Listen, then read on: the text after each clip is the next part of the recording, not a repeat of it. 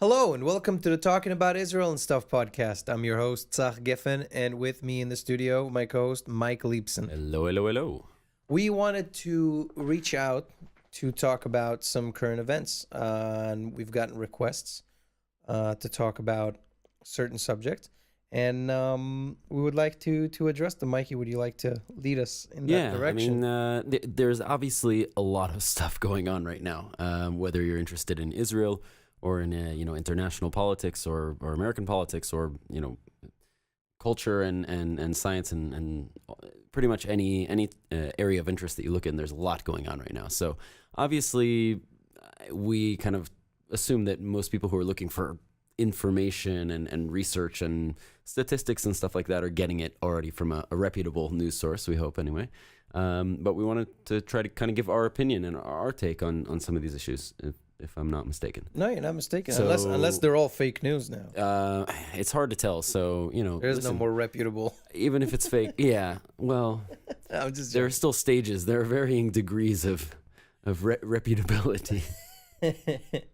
But the first thing, I guess, is our friend Adam. I can use his name because I think it shows up in the comments anyway. So, our buddy who lives here in Israel, he's a friend of mine from back in the day. He asked us to talk about Guatemala and kind of what's our take on this whole thing right now with basically, for anybody who might not actually know what's going on, early in December, Trump declared that the U.S.'s official policy is now to recognize Jerusalem as the official capital of Israel and to begin the process of moving our embassy there, or the American embassy to Jerusalem from Tel Aviv. Widespread outcry from the whole international community, and there was a big vote last week in the UN to denounce this statement by Trump. But on the heels of that statement, so a few countries have started to express interest, and Guatemala, of all places, was the first country to come out and officially state that they also are going to recognize Jerusalem as the capital and to begin moving, or more importantly, is to begin the process of moving the embassy from Herzliya, where it currently is, back to Jerusalem, where it actually used to be until, I think it was the early 70s. So it's a big deal. I think it's mostly a big deal just because of the opposition to it. I don't see the move in and of itself. And when Trump made this big declaration, I was really pissed. And we spoke about this with Tzvi. I was really pissed just because I felt like it was unnecessary, just superfluous, if you will. It didn't need to be done, and it didn't. I don't feel that it really was going to change much. No. And so it's interesting. I'm starting to kind of think that I might end up, eating my hat, as it were, because, if Guatemala is following suit, and then if other countries, even if they're small ones at first, and then a European nation here and there, and there actually might be some momentum to this. I think my biggest fear is what I'm trying to say is that I might have to admit that I was wrong about Trump. Well, that's what prevents me from going to sleep. First of all, that's a valid fear.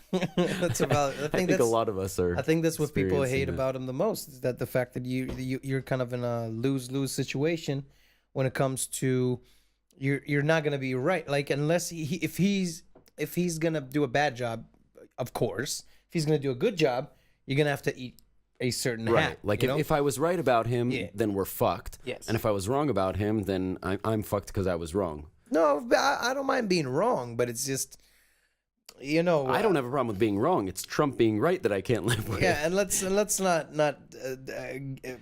build this too hypothetical of a situation, because he's not right, and he's doing this just to cover his own ass, in my opinion. I think it's just to cover up whatever else he's doing that he doesn't want people to. It's the classic smoke and mirrors politics. It's classic, but people don't get it, man. They don't get it. They just don't. They don't see it. I don't know if they don't see it, or if just listen. It's a very advanced and successful model of smoke and mirrors. I mean, that's the whole point, is for it to work and for people to look in the other direction. That's exactly what it is. And even people who are maybe reading news and trying to get educated and trying to follow can still very easily fall victim, because that's the whole point. And these are professionals. There are people who've built their careers, these political spin doctors and everything. There was a great movie back in the 90s. I know you're not such a big fan, but I'm big on my 90s movies. There was one called movies. Wag the Dog. I grew up on 90s movies. I think it was Dustin Hoffman was playing like this political spin doctor they brought in to advise the president to help get him out of some scandal or whatever. It's called Wag the Dog. They invented a fake war Yeah. to distract from the president's sex scandal or whatever it was. Well, then we don't have to go that big, but really, when you're doing stuff, I don't want to just speak out of turn, but he's doing a bunch of laws are being passed, and I think controversy is good for that kind of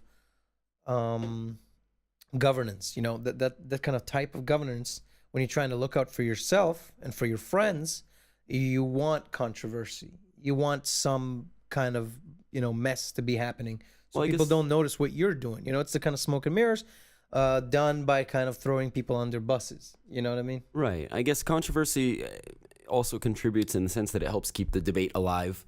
If as long as there's controversy surrounding something, then you know that you're going to have voices on both sides, reactionary and pro and con, and you're going to have protests and debate.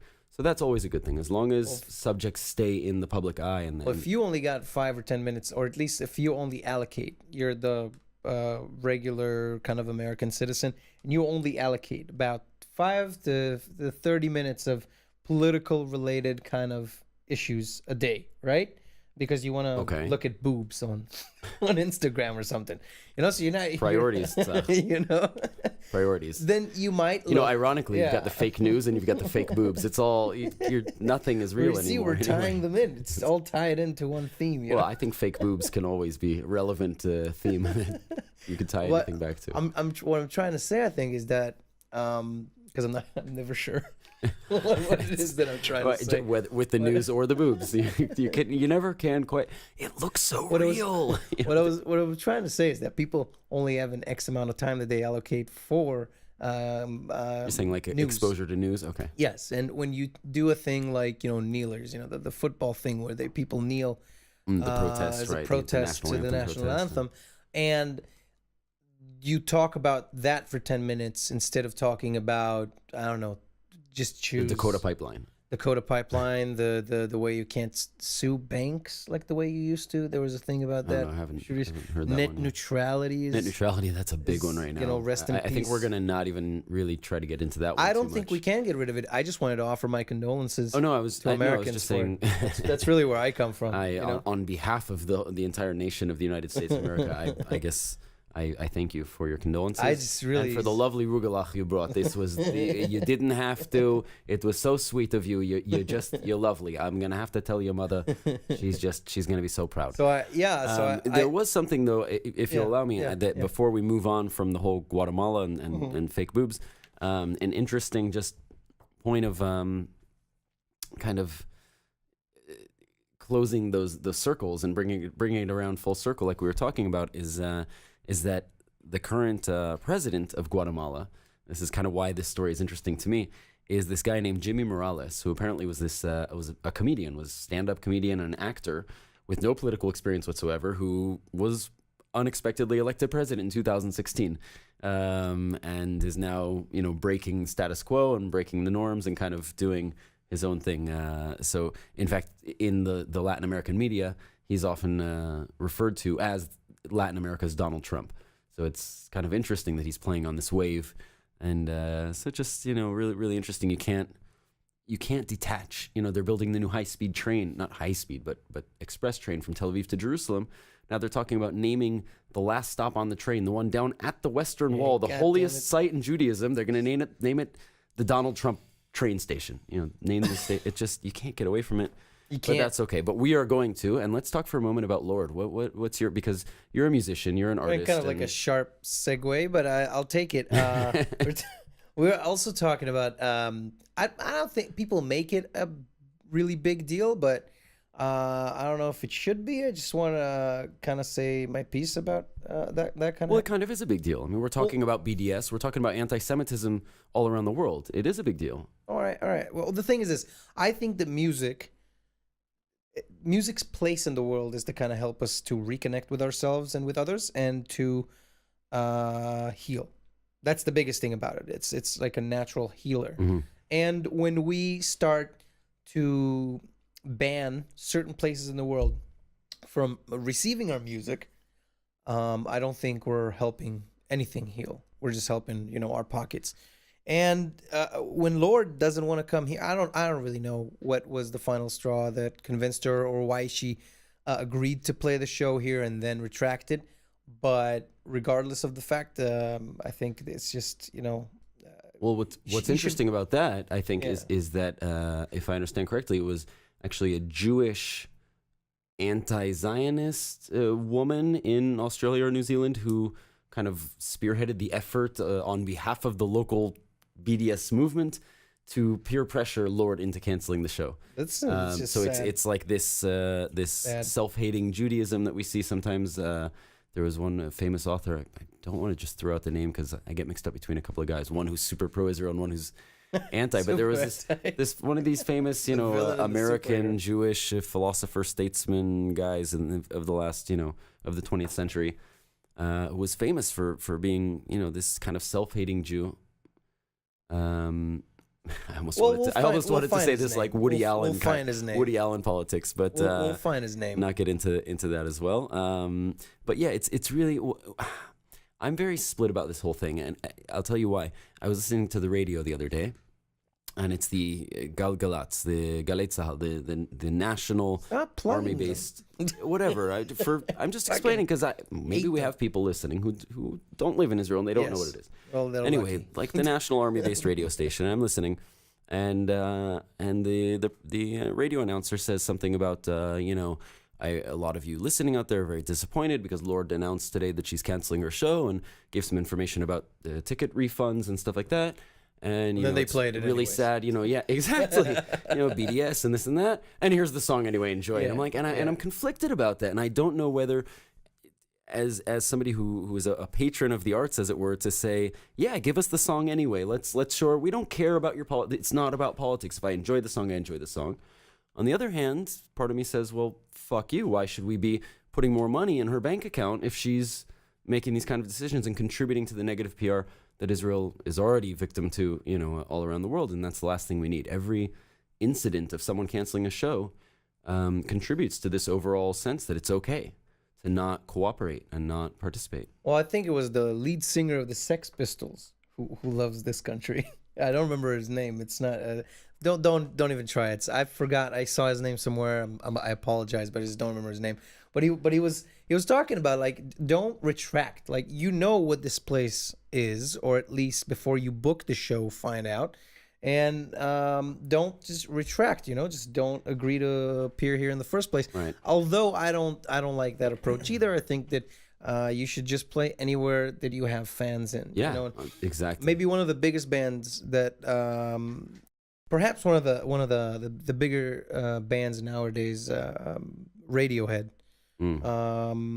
They performed here I think this year. It was we went June to see or them. July. Yeah, we were there. They were really there good together. They haven't performed here since 2000, but before that they performed here I think 3 times. And again, if I'm not mistaken, their first international show was in Tel Aviv. They the song "Creep" came out in '93, and some local Israeli DJ pulled it up, liked it, threw it everywhere, and made it popular here, which allowed them to come and tour here. And yeah, I think they're just cool with the place ever since, Right. It's not just, Well, there's really an endless list of huge artists. The list of those who have performed here, I think, is a lot longer than the and list very of the ones who have big, canceled. very big. big. I mean, we've had just in the last Madonna 10, 15 years, Madonna, Elton John, the Chili Peppers, Linkin Park. You've had the Justin Bieber was here. And Yeah. What's her name? Hannah Montana or whoever? I don't know. I don't think she was here. Rihanna was here a few years back. I remember I served her. I was working at the beach, and Yeah. the night before the show, she came in with her whole entourage. It was cool. And certain people kind of cancel for security reasons or because there's a war just broke out. Right. Like, listen, we have no hate for you or any of you. Right. If there's an immediate security concern that obviously No, trumps even Lorde, everything. even Lorde, you don't want to come here now. You're not sure about that. People pressured you. Listen, just think it over. You want to come here next time? Go to your room. You think about what you've done, and when you're ready to talk, you come back down to. You are downstairs. more than welcome to come here. I'm sure the people are not going to give you shit for it. Not too I much. think she's got a lot of fans. I don't think she'll have any trouble selling out a couple of nights at one of the soccer stadiums. People here enjoy live music, and it's a real shame that we can't just bring everybody here. And I wish that people can come and perform here, then perform in Gaza or whatever they want to perform. Absolutely. And it's just sometimes it's a problem because from their side say, well, if you perform, Lauryn Hill, I think that was exactly the point where they told her, listen, you perform in Tel Aviv, you can't. She planned 2 shows, and then they told us, if you perform in Tel Aviv, you can't come perform in like Ramallah. Yeah, right. You can't. I think exactly. Right. But well, it's the capital of the Palestinian Authority, and it's one of the larger, more organized cities where they could put on a show like that. Well, I'm just saying, like, so there is pressure. It's not always the artist's fault. Sometimes they think they can do something, then they don't really understand. Right. You also have record company pressure. You have you've got lawyers involved and insurance companies and all people different who don't kinds give of a fuck about you or your image until the last moment. And then you got pressured. Right. They go, "Ooh, wait, my name is tied in with you." You're talking about executives. You're not talking about the artists. So I'm just saying, when I try to calculate all those kind of data or whatever you want to call it, all the different factors. Yeah, exactly. Yeah. Then it's really hard for me to hate on those artists who eventually don't come. Roger Waters. I'm gonna go see Roger Waters in France in June. It's gonna be really fun. Paris. And like, I don't give a shit if he likes me or not. I'm gonna go enjoy his music. Yeah, for sure. No, I saw him many years ago at the Hollywood Bowl, or maybe in 2005 when he was here.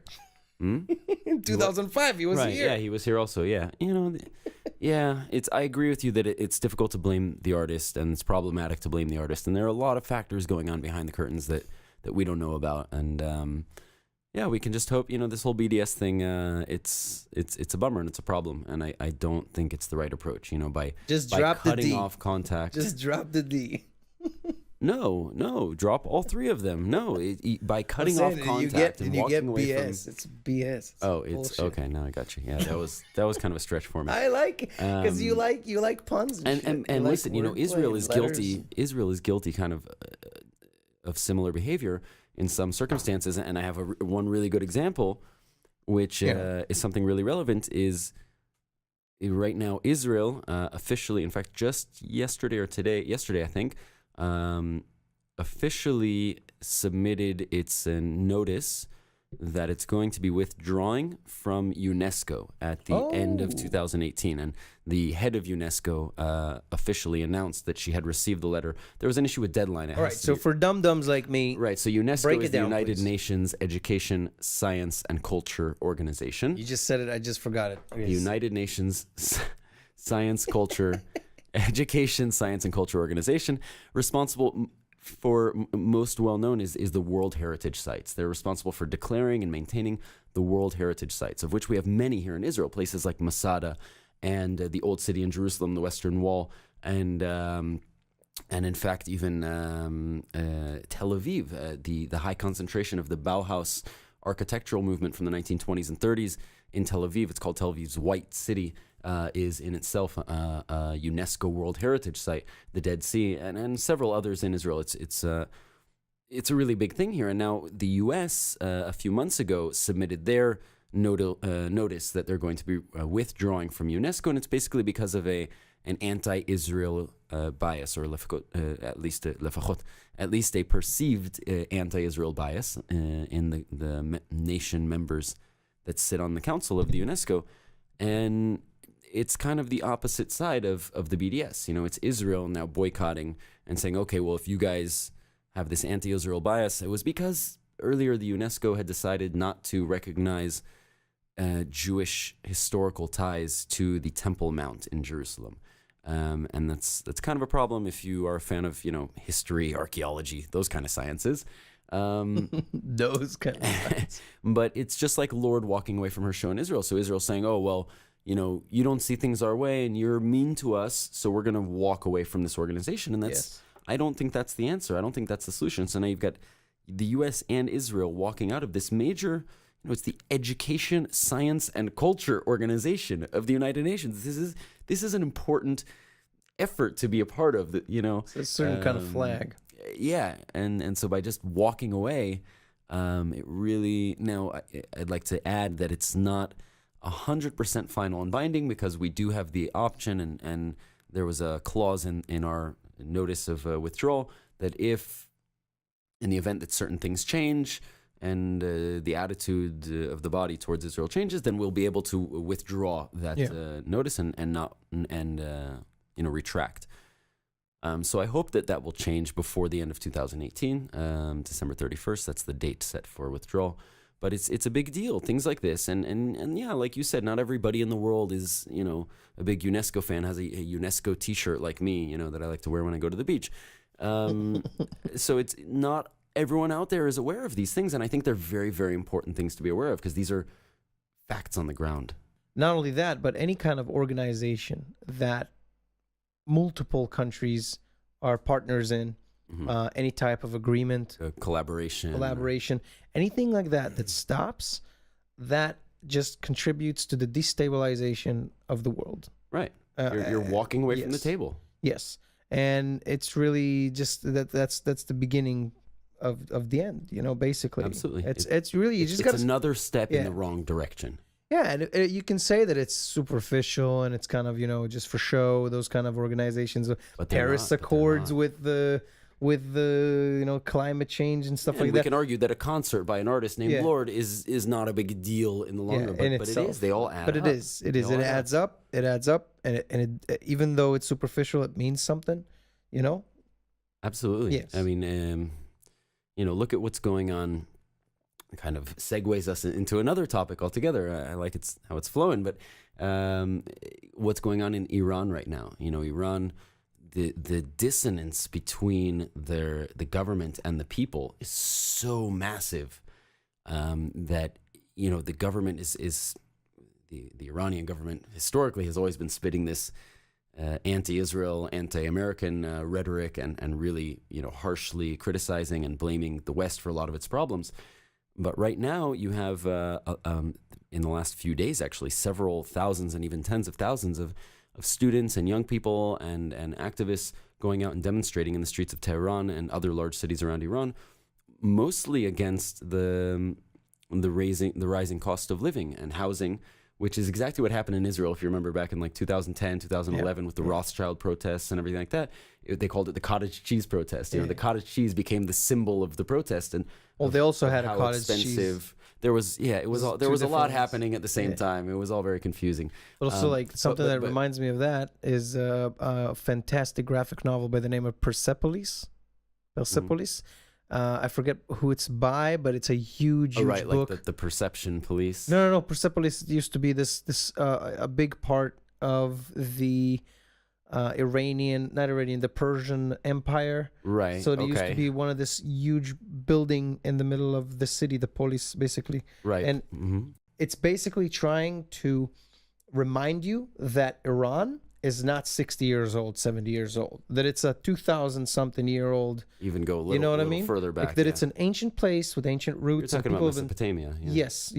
And that book is all about how the Shah of Iran got overtook and, those the Guardians of the Revolution. In 1979, I believe. Amazing book because it's done in this kind of cartoonish way that allows you to. It reminds you of Maus. It reminds you of those kind of books. Well, it doesn't remind me of Maus personally since I haven't read it. Right. Oh, you should. It's fantastic. But it's true. Iran. You should definitely check it out if you want to get like a little bit of an understanding about what's going on over there. Yeah. Well, I mean, and that's the thing is, it's really interesting that what's happening there is exactly what was happening here in Israel. And to me, what it symbolizes, what it represents is that the people, the common man, is the same. The common man in Israel, the common Jewish Israeli man, and the common Iranian, Persian-speaking, Farsi-speaking man, they're the same. They want a reasonable cost of living. They want to be able to buy their cottage cheese and all their other products and give their family a good life and let their son play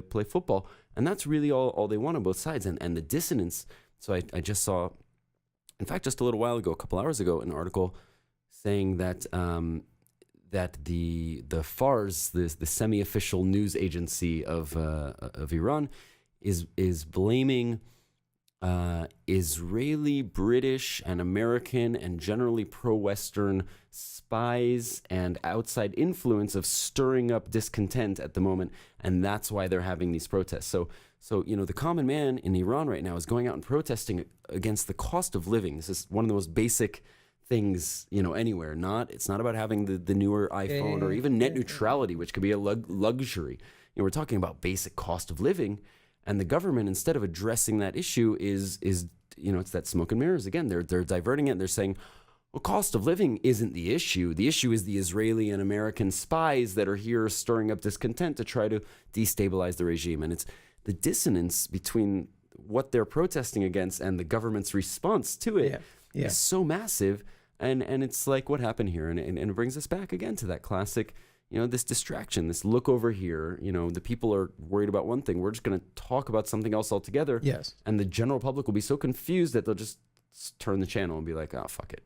And it's sad. The dissonance is just so great that you feel like sometimes you want to go out and join the protests and at least you can say, well, when somebody asks you, well, what are you doing? At least I went out to be counted among the thousands.